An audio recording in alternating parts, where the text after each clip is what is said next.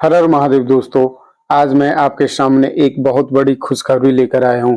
जो जेट का इंतजार कर रहे थे कि झारखंड में जेट कब आयोजन किया जाएगा, उसका नोटिफिकेशन जारी कर दिया गया है। उसी के बारे में बात करते हैं। ये जो नोटिफिकेशन जारी हुआ है, department of higher and technical education की ओर से किया गया।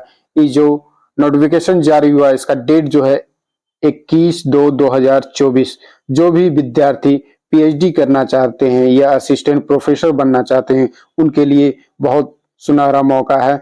चलिए बात करते हैं आगे। The rule for Jharkhand eligibility test for assistant profession admission in PhD university and colleges of Jharkhand. आप झारखंड में पीएचडी करना चाहते हैं या असिस्टेंट प्रोफेसर बनना चाहते हैं, उसके लिए आपको जेट देना पड़ेगा। मेरे पास बहुत सारा कमेंट आ रहा था कि कौन से सब्जेक्ट में, कि मेरा सब्जेक्ट है कि नहीं, किन्हीं का बंगाली है, किसी का हिस्ट्री है या किसी का ज्योग्राफी है या किसी का फिजिक्स है। तो वो सब्जेक्ट वाइज भी मैं अभी बताने जा रहा हूँ। उसके बारे में बात कर लेते हैं। पहले एग्जाम पैटर्न, जो आप यूजीसी का नेट का एग्जाम का पैटर्न है, सेम उसी को डाल दिया गया जेट में। आप पहले 50 क्वेश्चन होंगे आपके पेपर 1 में और उसका 100 मार्क्स दिया जाएगा। आप सब्जेक्टिव पेपर में होंगे 100 क्वेश्चन होंगे और 200 नंबर का एग्जाम होगा। आपका टोटल जो हो गया ये 300 नंबर का आपका एग्जाम लिया जाएगा जेट में, जो आप यूजीसी का देखते हैं। इसका पैटर्न जो है, पेपर वन में जो रहेगा reasoning ability, reading comprehension, diversion thinking and general awareness. और दूसरे subject, the subject is no selected, the candidate will assess domain knowledge. मतलब आपको सब्जेक्टिव में जो है उसके हिसाब से आपका एग्जाम लिया जाएगा। और उसमें क्लियर एक नोट आप लोग के लिए है, इसमें क्लियर कर दिया गया 3 घंटे का एग्जाम लिया जाएगा, मत विदाउट ब्रेक। आपको 3 घंटे में एक भी ब्रेक नहीं मिलेगा कि एक आधे घंटे के बाद दूसरा पेपर, ये नहीं है। ये कंटिन्यू आपका एग्जाम लिया जाएगा।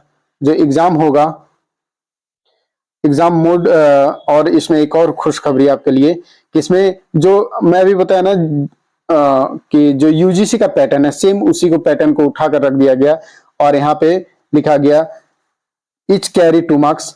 ये तो आप लोग को बता दिया मैंने कि 2 मार्क्स एक क्वेश्चन करते हैं तो 2 मार्क्स सही होगा। और there is no negative marking, इसमें नेगेटिव मार्किंग नहीं है। ये आप लोग कंफर्म हो जाएगा कि नेगेटिव मार्किंग इस एग्जाम में नहीं है। एग्जाम ऑफ पैटर्न जो होने वाला है, मैं बता दूं, ऑनलाइन एग्जामिनेशन होगा इसके बारे में। और क्वालिफिकेशन जो है उसके बारे में अभी बात कर लेते हैं हम लोग। अगर मास्टर में आपका जनरल से हैं तो 55% मार्क्स चाहिए, और अगर बीसी एससी एसटी 1 से आप हैं तो आपके लिए 50% मार्क्स चाहिए।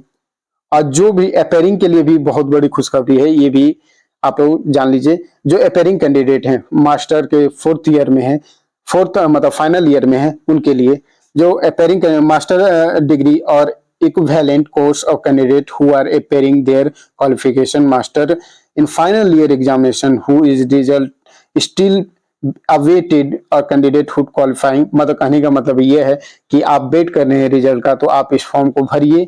और आपका रिजल्ट आते आते, जेट का रिजल्ट आते आते आपका भी रिजल्ट क्लियर हो जाना चाहिए।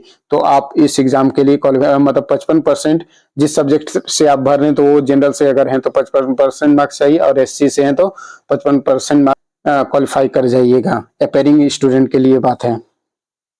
और चलिए धीरे धीरे सब्जेक्टिव और सबका क्वेरी रहता है कि किस सब्जेक्ट में है, उसके बारे में बात कर लेते हैं। और एक और बहुत बड़ी age criteria, there is no age limit. इसमें there is no age limit, इसका कोई एज लिमिट नहीं है। आप जितने एज के हैं आप इस फॉर्म को भरिएगा। और आगे बढ़ते हैं। आपका जो सब्जेक्ट है उसके बारे में धीरे धीरे, ये क्राइटेरिया है क्या है नहीं है वो सब। और फी स्ट्रक्चर, इसमें ये बताया गया कि जेपीएससी और कमेटी जब बैठेगा उसके थ्रू आपका फी स्ट्रक्चर का डिक्लेरेशन किया जाएगा। चलिए सब्जेक्ट जो है उसके बारे में अभी बात कर लेते हैं। कौन कौन सब्जेक्ट है, ये सब को क्वेरी रहता कि मेरा सब्जेक्ट है या नहीं है, उसके बारे में बहुत अच्छे से मैं आपको बता दे रहा हूं। कि अपना सब्जेक्ट आप लोग देख लीजिएगा और कुछ दिन में तो जेपीएससी के वेबसाइट पे भी इसका नोटिफिकेशन जारी कर दिया जाएगा। आपका इंतजार बहुत खत्म होने वाला है, ये समझ लीजिए।